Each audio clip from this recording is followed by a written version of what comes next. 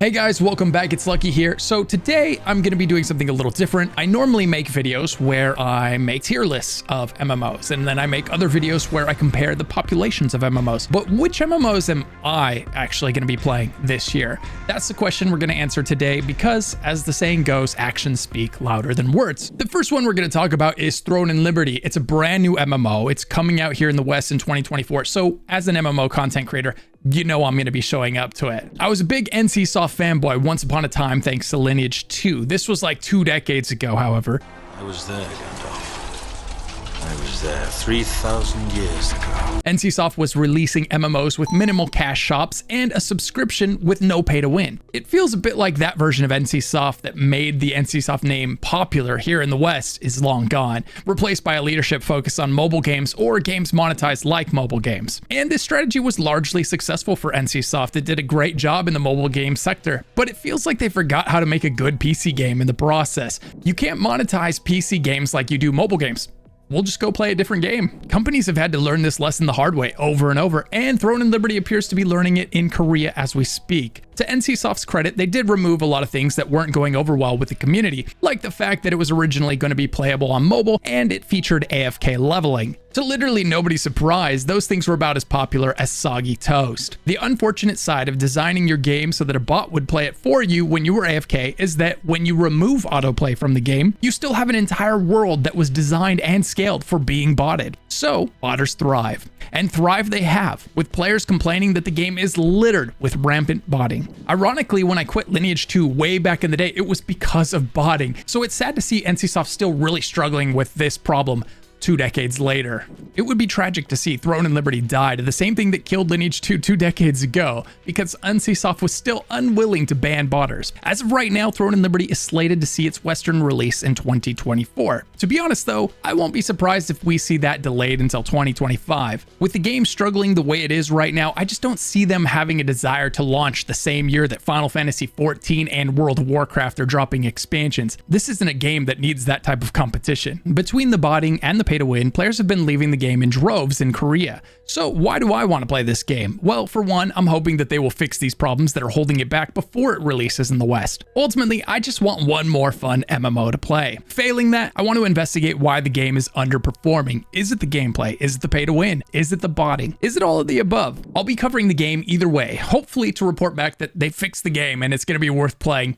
If not, it's going to be interesting regardless. Now, ironically, the next game that I'm going to be playing this year is one that was inspired specifically by Lineage 2. In a lot of ways, Ashes of Creation aims to be the best NCSoft game ever made. It wants to take the best elements of the NCSoft formula and then leave all of the pay to win and over monetization behind. Now, here's a question for you. Do you think this game's ever going to be released? Or is it the next Star Citizen? What do you think? Let me know in the comments below. I'll let you know what I think in a minute here. Alpha 2 is scheduled to happen in Q3 of 2024, which means that's potentially going to be a busy quarter for me. As we'll discuss in this video, a lot of MMOs are dropping new content in that period. Now, not everyone is going to have access to Alpha 2, but I will. So you can bet your sweet ass I'll be there checking out everything the game has to offer. And judging by what we've been told, there's going to be quite a bit. Here's what they've said so far. Alpha 2 is intended to be a true functional representation of all core systems and features. Zones are expected to be around 60 to 70% complete before they're ready for Alpha 2. Alpha 2 will feature character progression up to level 30, although this is subject to change. It used to be level 35 and it got reduced, so it may get reduced again. We'll see. Perhaps most interesting is going to be that the node progression will actually be available to City Stage 5 and potentially Metropolis Stage 6. Not only that, but naval content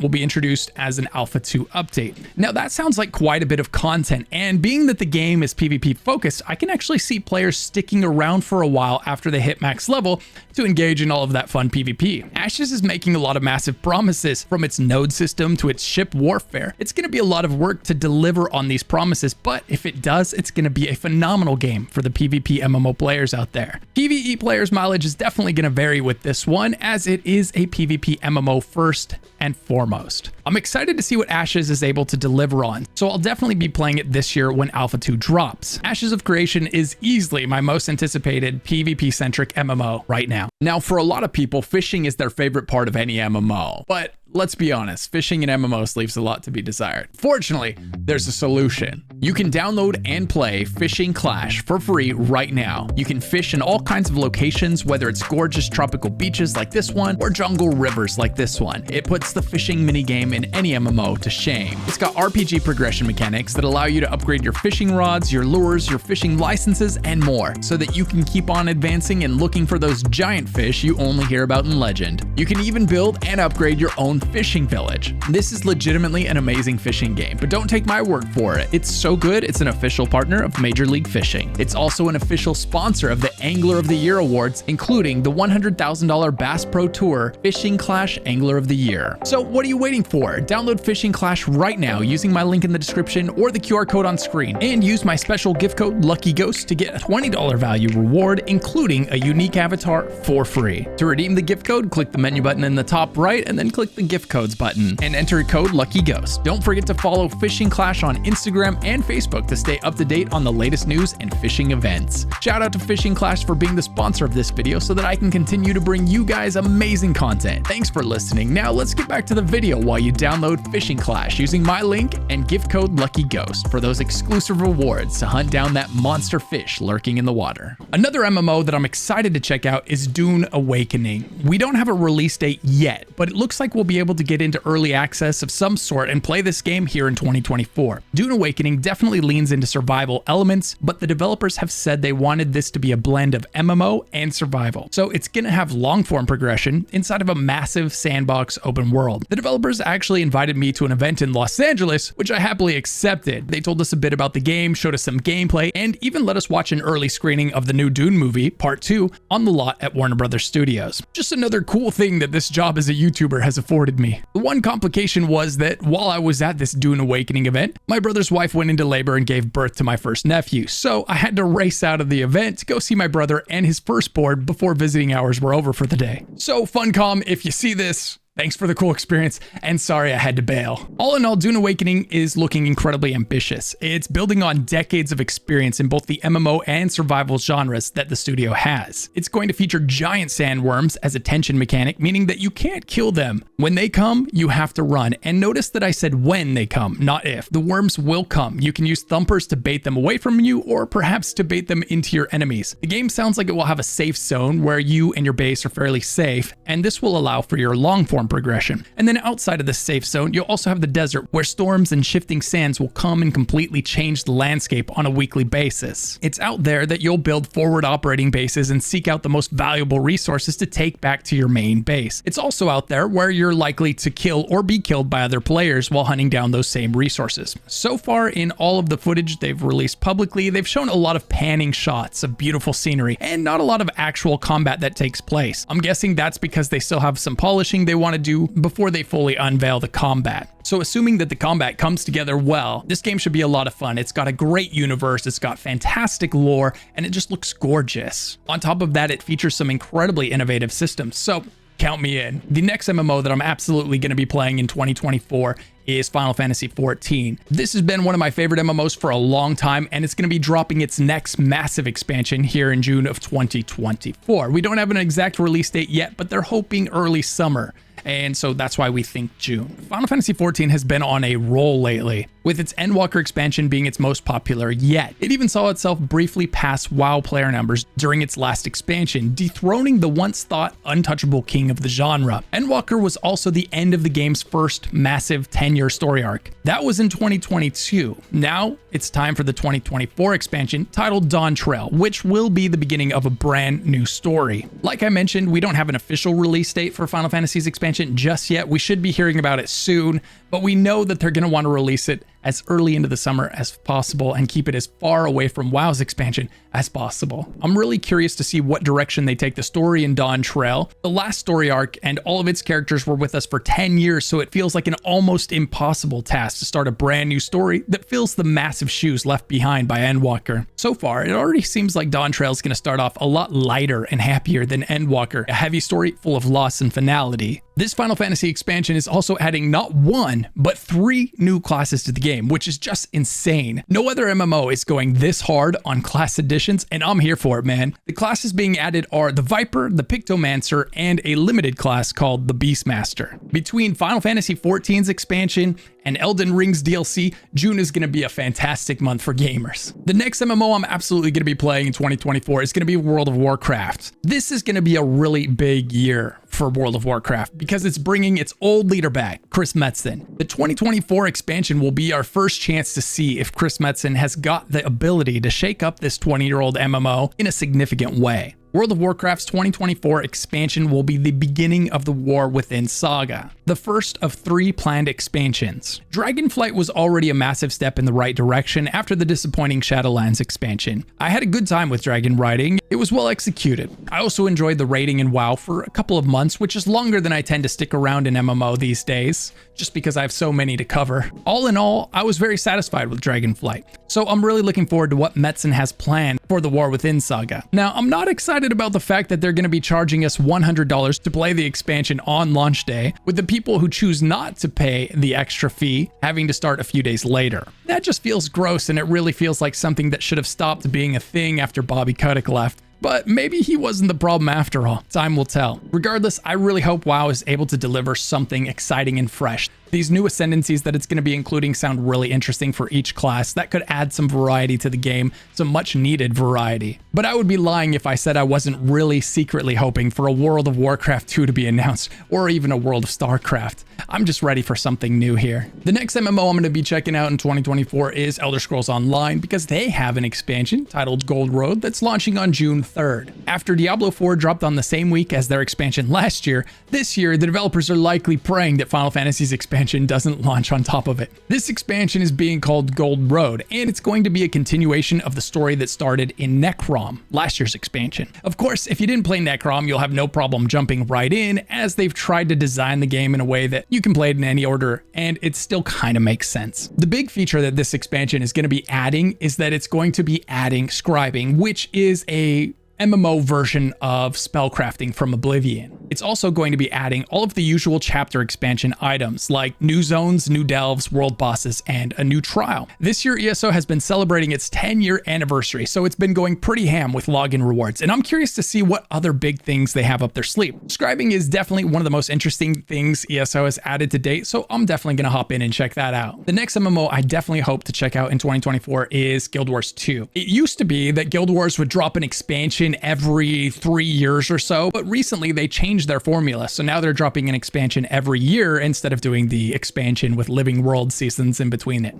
The 2024 expansion was announced toward the end of 2023, but we don't yet have a release date or a name for it. All we really know so far is that it'll be released in 2024, and if we go by their last expansion, we can expect it to launch sometime around late August. Nothing much is known about this one just yet, but I'm definitely going to try to find some time to check it out. Next, I'm going to throw in some honorable mentions. These are games that aren't maybe quite MMOs, or they don't have anything massive slated to be released this year, but I do hope to find the time to jump into them all the same. The first one is going to be New World. I hope to be able to find some time to jump into this one this year because I haven't been back to it in a hot minute. This year, they're going to be finishing up their rework of the main story quest, so that could be something fun to jump in and try. They'll also be adding controller support, so that those of you that prefer playing with controllers will finally be able to dive in. All in all, my trips back to New World have been a lot of fun. I usually play through the story, get to max level, and then just kind of burn out right when I get there. I'm not sure what it is about the game that has caused that for me, but I've never really been able to stick to it after I finish playing through the story. And judging by the Steam population numbers, it looks like a lot of other people are having that problem as well, because it's sitting at some of its lowest player count of all time right now. Still, I'm really hoping for a big turnaround for this game. I'd love to see it do big things. The next game is Soulframe. This one's made by Digital Extremes, the people that made Warframe. They showed off some really impressive footage of this game, and it's looking like we should see some kind of playable version of this game available to us in 2024, probably towards the end of it. If not, then it's definitely coming in 2025. This one looks like it's going to be an MMO in the way that that Warframe is an MMO, maybe even a little more so, but it seems more co-op than massively multiplayer, but we'll have to wait and find out. The plan is for it to be a fantasy, magic-heavy MMORPG, much more of your typical melee and magic type of universe than Warframe's sci-fi gun-heavy universe. The game doesn't seem to feature the trinity, you know, tank, healer, and DPS. Out of all of the presently unreleased titles that I've mentioned today, this is easily one of the ones that's most likely to succeed. The team that's working on it is very familiar with the engine because that's what they build Warframe on, and so I'm expecting something with a lot of quality and a lot of polish from this team here. The next thing I'm absolutely going to be playing in 2024 is Path of Exile 2, and I know it's not an MMO, and when I don't mention it, there's always somebody that says, why didn't you talk about Path of Exile 2 or Path of Exile 1? And I always say, it's not really an MMO, you know, it doesn't apply. But I know a lot of you guys like ARPGs. I love ARPGs. I play them almost as much as I play MMOs. So I'm going to throw Path of Exile 2 in here because it's just going to be a massive game, and I think a lot of us are going to be checking it out this year. The Path of Exile 2 beta is going to start on June 7th, and if I'm lucky enough to get in, I'll definitely be checking that out. Failing that, I'll definitely dive in when it sees its full release. As of right now, we don't have a release date for Path of Exile 2, but my guess is it'll drop sometime after the Diablo 4 expansion, either in late 2024 or early 2025. Basically, what GGG is going to do is they're going to let Diablo 4 spend a fortune on marketing, bringing players back for their expansion, and then they're going to go ahead and siphon all of those players over to Path of Exile 2 for free. And speaking of Diablo 4, I'm definitely going to be jumping into Diablo 4 in 2024.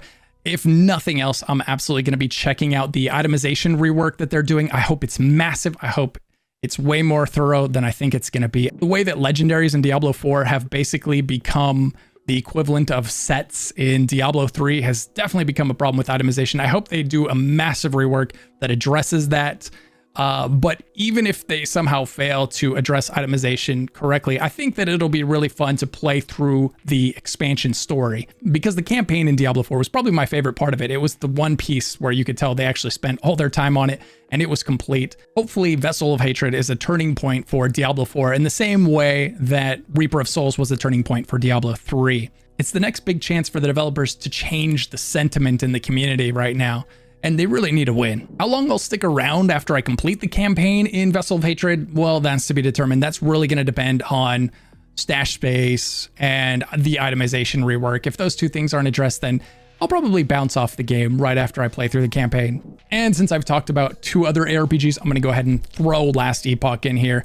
I have been playing it. I'm currently playing it, and I've been having a blast with it. I'm definitely going to continue to play that as its seasons come out, or cycles as it calls them. They all had to go ahead and pick different names. We've got leagues, cycles, and seasons that we've got to keep track of for each of these ARPGs. Okay, guys, you're each unique. You did it, okay? Yeah, I'll be playing some Last Epoch as well. And that is it, guys. That is the list of MMOs I'm going to be playing in 2024 and the ARPGs. I kind of ended up sneaking those in here as well for some of you guys that enjoy those. I'm basically going to be touching every MMO that's coming out with new content this year. That's partly because that's my job. I have to go ahead and check out the new content and report in on it. And then on top of that, I'm going to be jumping into all my favorites because they're my favorites. So let me know in the comments, guys, which ones are you guys going to play? Which ones are you not going to play? And which ones did I forget? Thanks so much for watching, guys. And a massive shout out to my YouTube channel members. Thank you so much for supporting the channel in the big way that you guys do. To become a channel member, click the join button down below or click the link in the description. Thank you so much to the newest members, Patrick Kraus and Kevin Frushi. Thanks for joining on, guys. And thank you for your support. Really appreciate you. Sorry if I butchered your names. And as I was exporting this, 2 more people joined. So thank you so much, Sarah B and Josiah B. I appreciate you guys supporting the channel. Thank you, thank you, thank you. All right, guys, if you haven't yet, be sure to check out Fishing Clash, linked in the description below, and don't forget to use code LUCKYGHOST for those extra rewards. If you're not sure what to do next, maybe check out this MMO tier list popping up on screen right now, or this other video where I rank each MMO in terms of their player base size. Sincerely, thanks for watching, and I hope to see you guys in the next video.